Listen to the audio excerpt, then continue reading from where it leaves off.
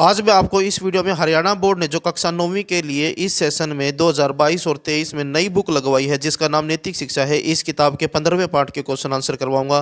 पहले 14 पाठों के क्वेश्चन आंसर मैं पहले भी करवा चुका हूं। अगर आपने वो वीडियोस नहीं देखी हैं तो लिंक आपको डिस्क्रिप्शन मिल जाएगा, वहां से आप उन सभी वीडियोज़ को देख सकते हैं। और इस बुक की तैयारी करना ज़रूरी है क्योंकि जब आपके फाइनल एग्जाम होंगे जिसमें क्वेश्चन पेपर बोर्ड के द्वारा भेजा जाएगा, उसमें हिंदी के क्वेश्चन पेपर में इस बुक से क्वेश्चन आएंगे।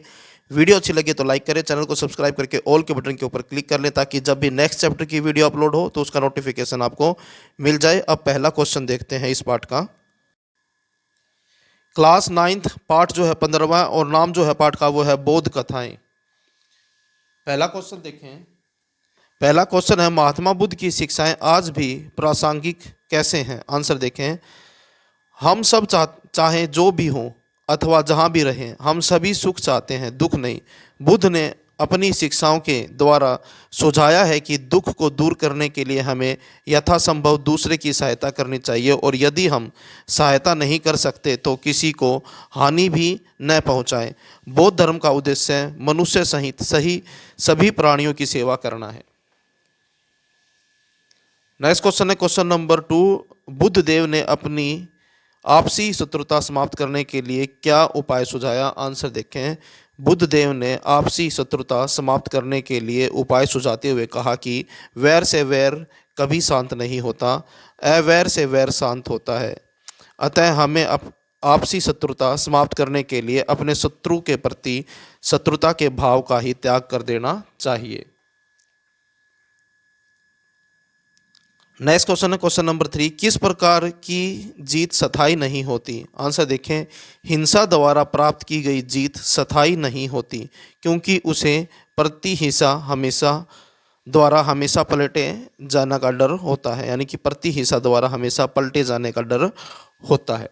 नेक्स्ट क्वेश्चन है क्वेश्चन नंबर 4। महात्मा बुद्ध ने मानव मात्र के दुख दूर करने के लिए किस मार्ग का प्रतिपादन किया। आंसर देखें।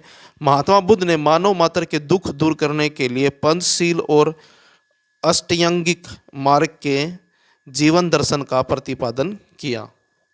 नेक्स्ट क्वेश्चन है क्वेश्चन नंबर 5। सुख का असली रहस्य क्या है। पाठ में वर्णित घटना के आधार पर लिखो।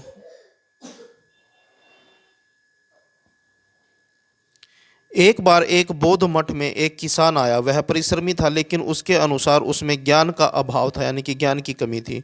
बौद्ध मठ से वह ज्ञान प्राप्त करना चाहता था। बौद्ध भिक्षुओं ने उसे मठ की साफ सफाई के काम में नियुक्त कर दिया। कुछ समय बाद बौद्ध भिक्षुओं ने पाया कि किसान पहले से अधिक समझदार और सुखी दिखाई देता है।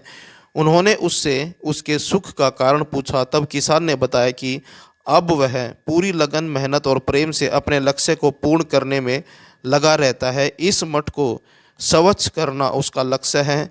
वह जैसे जैसे इस मठ के कूड़े करकट को साफ करता है वैसे वैसे उसके मन की कुंठाओं और बुराइयों से साफ होता जा रहा है। इस कारण वह पहले से सुखी भी है। वास्तव में किसान के कहे शब्द से ही सुख का असली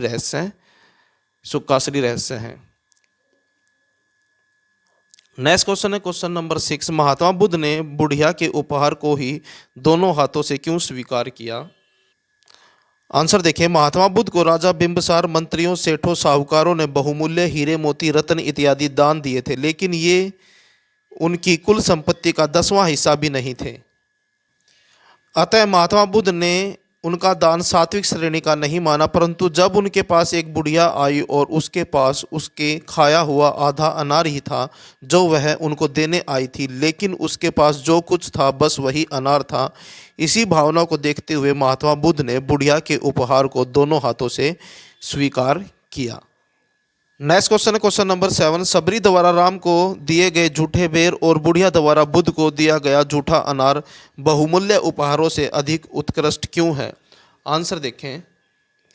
सबरी द्वारा राम को दिए गए झूठे बेर और बुढ़िया द्वारा बुद्ध को दिया गया झूठा अनार बहुमूल्य उपहारों से अधिक उत्कृष्ट इसलिए है क्योंकि दोनों उपहारों में देने वाले के हृदय का सात्विक प्रेम, श्रद्धा तथा भक्ति भाव दिखाई देता है। संसार ने जिसे जूठन कहा और जूठन से घृणा की, वे अपने इन उपहारों को अपनी कुल जमा संपत्ति मानते हैं और अपना सब कुछ अपने आराध्य को बिना किसी दुर्भावना के अर्पित कर खुश हो रही हैं। नेक्स्ट क्वेश्चन है क्वेश्चन नंबर 8। आज मनुष्य को बौद्ध दर्शन से क्या प्रेरणा ग्रहण करने की आवश्यकता है? आंसर देखिए, आज मनुष्य हिंसा, शत्रुता, द्वेष, लोभ आदि कुप्रवृत्तियों से मुक्ति के लिए प्रेरणा ग्रहण करने की आवश्यकता है। आपसी शत्रुता के बारे में बुद्ध ने कहा था कि वैर से वैर शांत नहीं होता, अवैर से ही वैर शांत होता है। इस प्रकार डॉक्टर अंबेडकर ने भी कहा था कि हिंसा द्वारा प्राप्त की गई जीत स्थायी नहीं होती, क्योंकि उसे प्रतिहिंसा द्वारा हमेशा पलटे जाने का डर रहता है। नेक्स्ट क्वेश्चन है क्वेश्चन नंबर 9। महात्मा बुद्ध अहिंसावाद के प्रबल पक्षधर थे, स्पष्ट करो। आंसर देखें, महात्मा बुद्ध और बौद्ध धर्म का संपूर्ण साहित्य हिंसा की निंदा करता है। अपने उपदेशों में बुद्ध कहते हैं कि सभी को अपने जैसा समझो। यह कथन मानवता का सबसे बड़ा उद्घोष है। बौद्ध कथाओं ने समाज को शील, सदाचार, नैतिकता, मानव कल्याण और सभी प्राणियों के प्रति प्रेम, सत्यम, दया, मित्रता, करुणा, सहयोग, सेवा आदि की शिक्षा मिलती है। अतः स्पष्ट है कि महात्मा बुद्ध अहिंसावाद के प्रबल पक्षधर थे। नेक्स्ट क्वेश्चन है क्वेश्चन नंबर 10। महात्मा बुद्ध को पाटलिपुत्र में क्या क्या उपहार मिले? आंसर देखिए, जब महात्मा बुद्ध का पाटलिपुत्र में शुभ आगमन हुआ तो हर व्यक्ति ने अपनी अपनी आर्थिक स्थिति के अनुसार उपहार दिए। राजा बिंबिसार ने उन्हें कीमती हीरे, मोती और रत्न पेश किए। बुद्ध ने सबको एक हाथ से सहर्ष स्वीकार किया। उसके बाद मंत्रियों, सेठों और साहूकारों ने भी उन्हें अपने अपने उपहार अर्पित किए और बुद्ध ने उन सबको भी एक हाथ से स्वीकार किया। अंत में लाठी टेकते हुए आई एक बुढ़िया ने उन्हें अपना खाया जूठा आधा अनार भेंट किया। बुद्ध ने उसे अपने दोनों हाथों से ग्रहण किया। नेक्स्ट क्वेश्चन है क्वेश्चन नंबर 11। महात्मा बुद्ध ने उपहार ग्रहण करने के विषय में बिंबिसार द्वारा पूछे गए प्रश्न का क्या उत्तर दिया?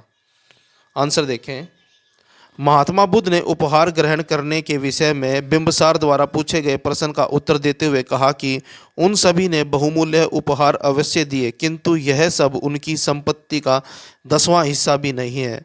उन्होंने यह दान दीनों तथा गरीबों की भलाई के लिए नहीं दिया, इसलिए उनका यह दान सात्विक दान की श्रेणी में नहीं आ सकता। इसके विपरीत इस बुढ़िया ने अपने मुंह का कोर ही उन्हें दे डाला है। भले ही यह बुढ़िया निर्धन है, लेकिन इसे संपत्ति का कोई लालसा नहीं है।